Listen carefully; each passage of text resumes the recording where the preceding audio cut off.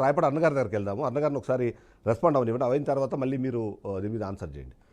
అన్నగారు, రాయపడి అన్నగారు, అయితే ఇక్కడ మొదటి నుంచి పవన్ కళ్యాణ్కి సంబంధించి వైసీపీ కానివ్వండి, లేకపోతే ఆయన వ్యతిరేకులు కానీ చేసే వ్యాఖ్య ఏంటంటే ఏ ఎండకి ఆ గొడుగు పడతారు అనే విధంగా. ఎందుకంటే ఎప్పుడైతే బీజేపీతో కలిసి ఉన్నప్పుడు 2014 సమయంలో అప్పుడు వ్యవహరించిన తీరు, 19లో విభేదించి బయటకు వచ్చినప్పుడు కమ్యూనిస్టులకు సంబంధించి వాళ్ళతో కలిసి అలయన్స్లో ఉన్నప్పుడు వ్యవహరించిన తీరు, మళ్ళీ ఇప్పుడు అధికారంలోకి వచ్చి బీజేపీ అలయన్స్లో అధికారాన్ని పంచుకున్న తర్వాత వ్యవహరిస్తున్న తీరులో చాలామంది కొన్ని తేడాలు గమనించి దానికి సంబంధించి మాట్లాడుతున్నారు. అందులో ముఖ్యంగా చూస్తే ఓసారి నేను బాప్తిజం తీసుకున్నానంటారు, ఇప్పుడేమో సనాతన ధర్మం గురించి మాట్లాడతారు. ఓవైపు ఇంట్లో క్రిస్టియన్స్ ఉన్నారన్నారు. నిజంగానే సనాతన ధర్మానికి సంబంధించి 2 రకాల దాడులు జరిగితే, మొదటిదేమో చరిత్రలో మనకు చెప్పే మహమ్మదీయులకు సంబంధించిన దాడులు అయితే, ఆ తర్వాత ఇప్పుడు వచ్చేసి క్రిస్టియానిటీలోకి కన్వర్షన్స్ ఏవైతే ఉన్నాయో ఆ దాడులు ఇవన్నీ కనిపిస్తున్నాయి. వీటన్నిటికీ ఆయన పాజిటివ్గా చూపిస్తూ కేవలం కొద్దిమంది విమర్శించడానికి ఈ సనాతన ధర్మం అనే ఒక కొత్త డ్రామా మొదలుపెట్టారనేది ఇవాళ వైసీపీ చేస్తున్న ఆరోపణ. ఎలా విశ్లేషించాలంటారు ఈ మొత్తం ఈ తతంగాన్ని? సార్, ప్యానెల్లో ఉన్న పెద్దలకి, మీకు వీక్షకులకు నమస్కారం సార్. సైదా సారు మాట్లాడేది ఎట్లా ఉంది అంటే, ముక్కు నుంచి చీవుడు గారితో తగ్గించండి అని చెప్పేసి పవన్ కళ్యాణ్ గారు చెప్తున్న అంశాన్ని ముక్కుకు రంధ్రాలను ఏకంగా బూట్ చేయండి అన్నట్టుగా సైదా గారు చెప్పింది ఉందండి వాదన. ఆయన చెప్పింది క్లియర్ గా, సనాతన ధర్మం ఈ దేశంలో, ఈ రాష్ట్రంలో అవమానానికి గురవుతుంది, హిందుత్వం మీద దాడులు జరుగుతున్నాయి, కాపాడాల్సిన అవసరం ఇవాళ ఉంది. ఓట్ల కోసం కుల రాజకీయాలు చేయొద్దు, మత రాజకీయాలు చేయొద్దు. మీరు ఏ మతాన్ని పాటించే వాళ్ళైనా సరే పరాయి మతం యొక్క మనోభావాలను, వాళ్ళ యొక్క సిద్ధాంతాలు, ఆచారాలను గౌరవిస్తూ ప్రతి మతాన్ని ఈ దేశంలో, ఈ రాష్ట్రంలో కాపాడండి. దాని సెక్యులర్ ఉద్దేశం అదే. కానీ ఎక్కువగా హిందువుల మీద దాడి జరుగుతుంటే నోరెత్తద్దు, కేవలం క్రైస్తవుల మీద, ముస్లింల మీద, ఇంకొక మైనారిటీ వర్గాల మీద జరిగితే మాత్రం నోరెత్తండి అన్నట్లుగా వ్యవహరిస్తున్నారు ప్రతి నాయకులు కూడా, రాజకీయం కోసం, వాళ్ళ ఓట్ల కోసం. ఈ రోజు సనాతన ధర్మాన్ని కాపాడాల్సిన అవసరం ఈ రాష్ట్రంలో వచ్చింది కాబట్టి నేను నిలబడుతున్నాను, నా ధర్మాన్ని నేను కాపాడుకోవడానికి. దీనికోసం నేను పదవులు నాకు మీ ఓట్లు అక్కర్లేదు, మీ పదవులు కూడా అక్కర్లేదు, ఒక హిందువుగా మాట్లాడుతున్నాను. ఆయన క్లియర్ గా మాట్లాడారు. ఆయన చెప్పిన విషయాన్ని పక్కన పెట్టేసి, సనాతన ధర్మంలో సతీ సహగమనం ఉంది. సతీ సహగమనం అనేది మూఢాచారం. మూఢాచారాలను కాలగమనంలో తొలగించుకుంటూ పెరుగుతూ వచ్చింది సనాతన ధర్మం, హిందుత్వం. గతంలో ఇప్పుడు కూడా ఇంకో కొన్ని అంశాలు, ఇప్పుడు ఆయన పాటిస్తున్నటువంటి ఇస్లామిక్ లో కానీ, ఇంకొకరు పాటిస్తున్నటువంటి క్రిస్టియానిటీలో కానీ, ఇంకొకరు పాటిస్తున్న బౌద్ధ జైనాల్లో కూడా గత కాలంతో కంపేర్ చేస్తే, గత కాలంలో ఆచరించే వాళ్ళ యొక్క మనోభావాలతో కంపేర్ చేస్తే ఈ రోజు కాలగమనంలో ఎన్నో మార్పులు చేర్పులు వచ్చాయి ప్రతి మతంలో కూడా. ఇవాళకి కొన్ని మతాల్లో కొన్ని అవకతవకలు ఉన్నాయి, హిందుత్వంలో మాత్రమే లేవు. నీకు ఏది తప్పుగా అనిపిస్తే, ఏది దురాచారంగా అనిపిస్తే, ఏది మూఢనమ్మకంగా అనిపిస్తే దాన్ని త్యజిస్తూ ధర్మాన్ని కాపాడుకోవాల్సిన అవసరం వాళ్ళు ఉంది. అన్ని చోట్ల ఉంది, భారతదేశం మొత్తం మీద ఉంది. మన హిందూ కంట్రీ. ఈ కంట్రీలో సనాతన ధర్మం కనుమరుగైపోతూ ఉంటే మేము చూస్తూ ఉంటాము. ఎప్పుడో ఇలా తగలబెడుతున్నారా? నేను క్లియర్ గా ఒప్పుకుంటున్నాను, సతీ సహగమనం అనేది పెద్ద మూఢాచారం. కడుపులో ఒక తల్లికి పుట్టిన బిడ్డ ఇంకొక భర్తను ఎవరినో చేసుకుంటే అతనికి చనిపోతే తప్పు. తప్పు. నేను ఇప్పుడే చెప్పాను మీకు ఎగ్జాంపుల్ సార్. పవన్ కళ్యాణ్ గారి మీద రాజకీయ బురద చల్లాలనేటువంటి దురుద్దేశంతో మొత్తం వ్యవస్థని తప్పుపడుతున్నారు. మీరు గమనించుకోండి ఒకసారి. రైట్ సైదా సార్, మీరు సైదా గారు ఒకసారి రాజకీయ విషయం చల్లాలనేటువంటి దురుద్దేశంతో మొత్తం హిందుత్వాన్ని తప్పుపడుతున్నారు. రైట్ సైదా గారు, ఒకసారి రాయపడానికి గారు కంప్లీట్ అయిన తర్వాత మీరు మాట్లాడుతూ నేను మళ్ళీ అవకాశం ఇస్తాను. సైదా గారు, నేను మీకు అవకాశం ఇస్తాను. మళ్ళీ సైదా గారు మీకు అవకాశం ఇస్తాను. నేను రాయపడానికి గారు కంప్లీట్ చేయనివ్వండి. అర్ణ గారు. సార్, సైదా సార్ క్లియర్ గా రాహుల్ గాంధీ గారిని డిఫెండ్ చేయాలి, పవన్ కళ్యాణ్ గారి మీద రాజకీయ బురద జల్లాలి అనేటువంటి ఒక ఎజెండా తోటి తెలియకుండా ఆయనకి మొత్తం హిందుత్వం మీద బురద జల్లుతున్నారు. ఆయన ఆ విషయం గమనించుకోవాలి ఒకసారి. పాటించేటువంటి మనోభావాలు, హిందువుల ధర్మాలను చూపించే అర్హత ఎవరికీ లేదు. ఈ రోజు సమాజంలో సతీ సహగమనం ఉందా? చెప్పండి. నువ్వు టాపిక్ డైవర్ట్ చేయొద్దు దయచేసి. నేను సనాతనవాదు మీ నాయకుడు చెప్పాడు, గతంలో ఏమున్నాడు, ఇప్పుడే మాట్లాడుతున్నాడు.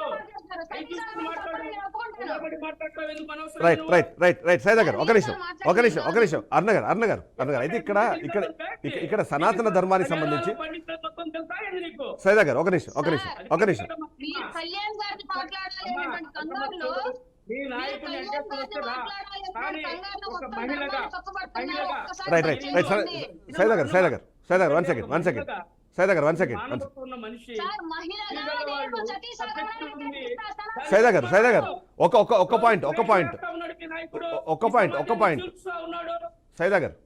పాయింట్ అయితే ఇక్కడ మనము మీరు అన్నట్టుగా దురాచారాలకు సంబంధించి సరే అది గతంలో చరిత్రలో ఉండేది, దానికి సంబంధించిన తర్వాత ఇవాల్వ్ అవుతూ వస్తున్నాం మనము. అందులో అన్నగారు చెప్పినట్టుగా అన్ని కులాల్లోనూ ఉంది, అన్ని మతాల్లోనూ ఉంది.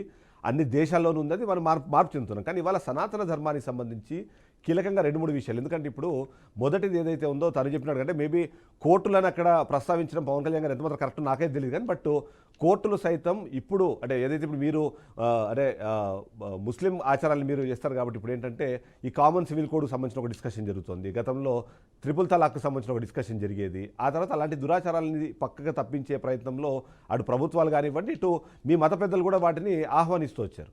అలాంటిదే గతంలో జరిగిన దురాచారాలు ఏవైతే ఉన్నాయో వాటిని హిందూయిజంలో ఉన్న సంబంధించిన ఆ తర్వాత వచ్చిన మఠాధిపతులు కావచ్చు, లేకపోతే ఇలాంటి ఎవరైతే దేవుళ్ళు అనుకుంటున్నామో వాళ్ళందరూ వచ్చినప్పుడు వాటిని దాన్ని నివారిస్తూ వచ్చారు. కానీ ఇప్పుడున్న ప్రాబ్లం ఏంటి అంటే సనాతన ధర్మానికి సంబంధించి హిందువులకు సంబంధించి ఎలాంటి దాడులు జరిగినా దాన్ని కులాల పేరుతో ఇంకో పేరుతోనో వాటిని పక్కన తప్పించేస్తున్నారు. కానీ అదే వేరే ధర్మాల మీద కానివ్వండి, లేకపోతే వేరే మతాల మీద కానీ దాడి జరిగితే వెంటనే సెక్యులరిజం గుర్తొచ్చేస్తుంది, దేశంలో ఉన్న అందరు మేధావులు బయటకు వచ్చి మాట్లాడేస్తున్నారు అన్నది ఒక మాట వినిపిస్తుంది. దాన్ని కూడా సమాధానం చెప్పాల్సిన అవసరం లేదంటారా? నిజంగానే అయోధ్య రామ మందిర నిర్మాణాన్ని గానా బజానాతో పోల్చడాన్ని రాహుల్ గాంధీని మీరు సమర్థిస్తారా? సైదా గారు.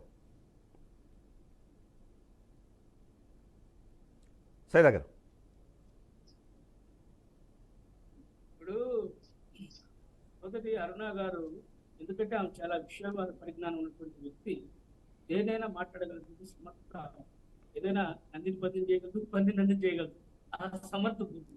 నేను ఏం చెప్తున్నానంటే ఈరోజు మరి రాహుల్ గాంధీ గారు రామాలయ విషయాన్ని ప్రస్తావించినట్లు కానీ ఇంకోటి కానీ ఆయన కాంగ్రెస్ పార్టీ సిద్ధాంతం, మూల సిద్ధాంతం లౌకికవాదం. ఈ దేశంలో ఉన్నటువంటి 140 కోట్ల మంది ప్రజలందరూ కూడా మరి అందరూ కలిసిమెలిసి ఉండాలన్నటువంటి ఒక భావన.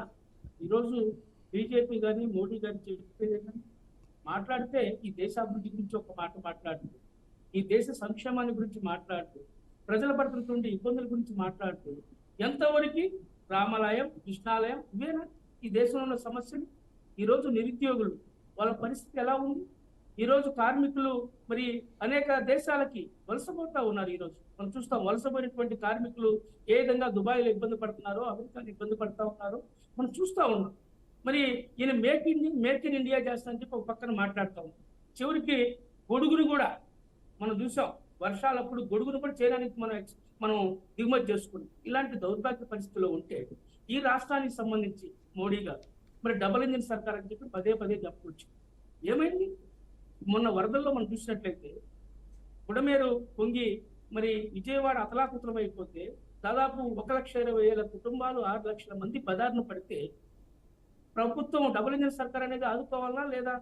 దాదాపు లక్షల కోట్ల రూపాయల నష్టం జరిగితే 1000 కోట్లు డిస్కషన్ సైదా గారు, మీరు అన్న పాయింట్ వెల్ టేకెన్. బికాజ్ ఎందుకంటే ఇక్కడ ఇన్ని సమస్యలు ఇది కాకుండా సనాతన ధర్మం అన్నది అంత ఇంపార్టెంట్ ఫ్యాక్టర్ అనేది మీరు మాట్లాడడంలో సార్ నేను కూడా దాన్ని మిమ్మల్ని అభ్యంతరం వ్యక్తం చేయను. కానీ డిస్కషన్ డిబేట్ అవ్వకుండా ఉండడం కోసం ఏంటంటే నేను అడుగుతున్న ప్రశ్న ఏంటంటే ఇవాళ గతంలో అంటే మీరు 2014లో ఏదైతే బీజేపీ ప్రభుత్వం ఏర్పడిన వెంటనే ఇమ్మీడియట్లీ బయటకు వచ్చిన మాట ఏంటంటే ఎవరైతే ముస్లింలు ఉన్నారో లేకపోతే ఎవరైతే మైనార్టీలు ఉన్నారో వాళ్ళ మీద దాడులు జరుగుతున్నాయి. ఆ రోజు మనం చూసాము ఈ దేశం నుంచి వెళ్ళిపోవాలని చాలామంది ప్రయత్నించినట్టుగా లేకపోతే ప్రకటించినట్టుగా కొద్దిమంది తమ అవార్డులు కూడా వెనక్కి ఇచ్చినట్టుగా మనం గతంలో చూసాం.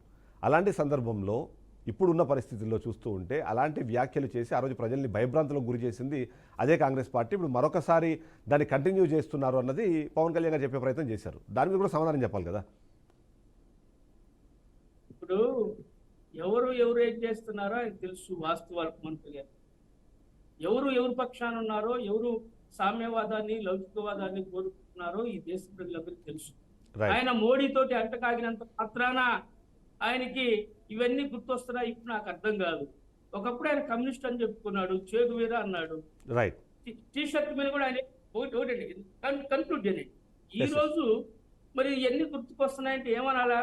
ఒకసారి మోడీ గారితో మీకు బంధుత్వం ఏర్పడంలోనే నువ్వు ఒకేసారి ఎత్తుకుంటావా? నీకు ఓట్లేసి గెలిపినటువంటి ప్రజల యొక్క మనోభావాలను గుర్తించకుండా నువ్వేదో మోడీకి తొత్తుగా మారిపోయి నీ ఇష్టానుసారంగా మాట్లాడి సరిపోతా నీకు? ఈ రోజు రాహుల్ గాంధీ గారినో ఇంకొక నియమిస్తావా? ఎవరు ఈ రాగద్వేషాలు దేశంలో పెంచుతా ఉన్నారు? విద్వేషాలు ఎవరు చేస్తా ఉన్నారు? మైనార్టీ మీద దాడులు ఎవరు చేస్తున్నారు? నేను మీకు అవకాశం ఇచ్చాను. అరుణ గారిని ఇప్పుడు మాట్లాడివ్వండి, మధ్యలో డిస్టర్బెన్స్ వద్దు. మీరు పాయింట్ కంక్లూడ్ చేయండి, తర్వాత డిస్టర్బెన్స్ వద్దు. బీజేపీ వాడు అలాంటి పార్టీకి ఇతను పంపు కాసేది. రైట్ అరుణ గారు ఎక్కడైనా రైట్ సైదా గారు ఇప్పుడు అన్నగారు మాట్లాడతారు. అన్నగారు కొద్దిగా ఎక్కువ టైం ఇవ్వాలి మనము. లౌకికవాదిగా రైట్ గాంధీ సిద్ధాంతాలు నమ్మేటటువంటి వ్యక్తిగా మాట్లాడుతున్నా నేను. రైట్ ఇక్కడ కాంగ్రెస్ అన్నగారు ప్రతినిధిగా మాట్లాడుతున్నా. ఎస్ దుర్మార్గం అండి. ఇది చాలా రైట్ దుర్మార్గం. అన్నగారు నిన్న గాంధీని నమ్మినటువంటి గాడ్సే పార్టీతో కలిసి అంటకాగుతూ ఒక పక్క రైట్ సైదా గారు yes 1 minute please 1 minute please దాన్ని ఉద్ధరిస్తారని చెప్పి 1 minute ప్లీజ్ అన్నగారు, మీరు సూడో సెక్యులరిజం గురించి మాట్లాడితే నిన్న సూడో స్పిరిచువలిజం గురించి భువన కరుణాకర్ రెడ్డి గారు మాట్లాడారు. ఇదంతా సూడో సెక్యులరిజం మాత్రమే. ఆయన మాట్లాడుతున్నప్పుడు కూడా సనాతన ధర్మం పరిరక్షణ గురించి మాట్లాడుతున్నారు. ఇంట్లో ఉన్న కుటుంబ సభ్యులు వ్యవహరిస్తున్న వేరే ధర్మాలకు సంబంధించి ఆచరిస్తున్న వేరే ధర్మాల గురించి మాట్లాడుతున్నారు. ఇదంతా కేవలం సూడో స్పిరిచువలిజం తప్ప అతని మాటల్లో కానివ్వండి, అతని చేతల్లో కానివ్వండి ఆ చిత్తశుద్ధి లేదు అన్నది వైసీపీ చెప్పే ప్రయత్నం చేస్తుంది. ఎలా చూడాలంటారు? అంటే సార్ ఇప్పుడు నాకు 2 ప్రధాన అంశాలకి ఇప్పుడు ఆన్సర్ కావాలి మీ నుంచి, ఈ ప్యానెల్ నుంచి. మొదటిది, మనమే ఒక మతంలోకి మనం వేరే ఒక ముస్లిం సోదరులు ఎవరైనా సరే మన ఇంటి ఆడపిల్లల్ని, మన హిందువుల ఆడపిల్లల్ని చేసుకునేటప్పుడు ఆ మతం మార్చుకోండి అంటే మనమే దానికి లవ్ జిహాదీ అని పేరు పెట్టి మనమే దాన్ని నెగిటివ్ గా సొసైటీలో ట్రోల్ చేస్తున్నాం ఇవాళ. అవునా? ఇవాళ పెద్ద అంశంగా రాష్ట్రంలో, దేశంలో నడుస్తున్న విషయం అది. లవ్ జిహాదీ అని పరాయి మతాలను మార్చుకుంటున్నారు ముస్లింలు అని చెప్పేసి మనమే దాని గురించి గొంతు రేజ్ చేస్తున్నాం. బట్ ఇవాళ పవన్ కళ్యాణ్ గారి యొక్క భార్య క్రైస్తవురాలు కాబట్టే పవన్ కళ్యాణ్ గారి హిందుత్వాన్ని ఫాలో అవడానికి వీల్లేదు, మాట్లాడడానికి వీల్లేదు. పవన్ కళ్యాణ్ గారి భార్యను కూడా హిందువుగా మార్చిన తర్వాతే మాట్లాడినట్టుగా మాట్లాడుతున్నారు. అటేంటి రూల్స్ అని నాకు అర్థం కాలేదు. అంటే పక్క వాళ్ళు చేసింది ఒకటను మనం చేస్తే ఇంకొకట, ఎదుటి వాళ్ళకి ఒక రూల్ ఆపాదిస్తున్నాం మనమే. దానికి లవ్ జిహాదీ అని పేరు పెట్టి గొప్పగా మనం హిందువులు సాధించినటువంటి గొప్ప విధానంగా ముస్లింలు చేస్తున్నటువంటి పెద్ద తప్పుగా దాన్ని మాట్లాడుతున్నాం. ఇవాళ పవన్ కళ్యాణ్ గారిని మాత్రం ఆయన భార్య క్రైస్తవురాల నుంచి హిందువురాలుగా మార్చలేదు అని పవన్ కళ్యాణ్ గారిని వేరేలాగా చూపిస్తున్నాం. ఇది ఎక్కడ న్యాయం సార్? అసలు నాకు అర్థం కాలేదు. రెండో విషయము, నిన్న పవన్ కళ్యాణ్ గారికి ఓట్లేసినటువంటి వాళ్ళ మనోభావాలను గౌరవించకుండా పవన్ కళ్యాణ్ గారు హిందుత్వాన్ని రాజకీయాన్ని చేసి మాట్లాడారా? నిన్న ఎంటైర్ టోటల్ స్టార్టింగ్ నుంచి ఎండింగ్ వరకు ఆయన మాట్లాడినటువంటి మొత్తం స్పీచ్ లో ఒక్క క్రైస్తవుడి నుంచి, పాలిటిక్స్ కాకుండా, పాలిటిక్స్ కి సంబంధం లేకుండా ఒక్క క్రైస్తవ సోదరుడి నుంచి నిన్న పవన్ కళ్యాణ్ గారు మాట్లాడింది తప్పు అని చెప్పించండి. ఒక్క ముస్లిం సోదరుడి నుంచి, పాలిటిక్స్ లో లేకుండా ఉన్న ముస్లిం సోదరుడి నుంచి పవన్ కళ్యాణ్ గారు మాట్లాడింది తప్పు అని చెప్పించండి. ఒక్కళ్ళతోటి ఆయన ఎక్కడ నిన్న క్రైస్తవ మతాన్ని కించపరచలేదు, మహమ్మదీయులను కించపరచలేదు, జైనులు, బౌద్ధులు, సిక్కులు ఎవరిని కించపరచలా. మీ మతాన్ని మీరు పాటించండి. మాట్లాడనివ్వండి. మీరు మాట్లాడేటప్పుడు నేను మాట్లాడలేదు. మీ నాయకుడు ఎందుకు మార్పు తిట్టాడు? సైదా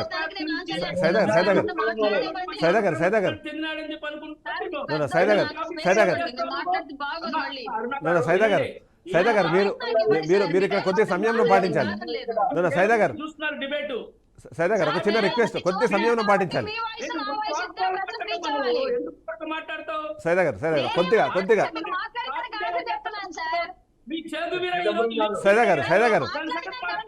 సైదా గారు నేను మీకు స్టార్టింగ్ లోనే చెప్పాను.